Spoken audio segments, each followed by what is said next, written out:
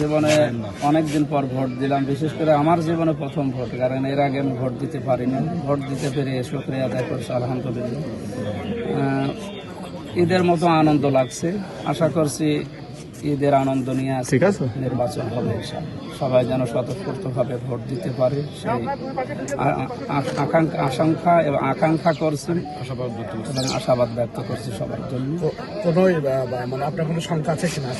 এখনো পর্যন্ত সংখ্যা আসে না, আশা করছি সংখ্যা যে রায় হবে সেটা মেনে নেবেন কিনা?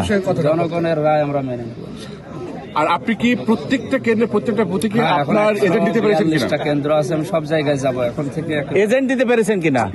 সব জায়গায় এজেন্ট আছে, সব জায়গায় এজেন্ট দেওয়া আছে। নির্বাচনকে আপনি কি কতটুকু সংখ্যা মুক্ত দেখছেন এখন পরিস্থিতি?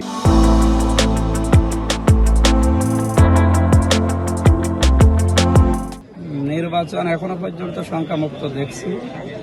রাতের বেলা কিছু ঘটনা বিচ্ছিন্ন ছিল, ওগুলো যেন দিনের বেলায় পুনরাবৃত্তি না ঘটে। প্রশাসনকে ঠিক আছে এখন পর্যন্ত? প্রশাসন ঠিক আছে।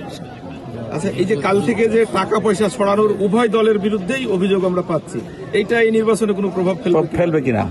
টাকা পয়সা ছড়ানোর কিছু প্রভাব আমরা দেখেছি ভিডিওতে। জামাত ইসলামী বাংলাদেশ টাকা পয়সা ছড়া, এটা আমার বিশ্বাস হয় না। এগুলো আমাদের বিরুদ্ধে একটা ষড়যন্ত্র। আমরা চাই না কেউ টাকা পয়সা ছড়ায় অন্য যে কোনো দলেরই। জয়ের ব্যাপারে আমরা 100% আশাবাদী ইনশাআল্লাহ।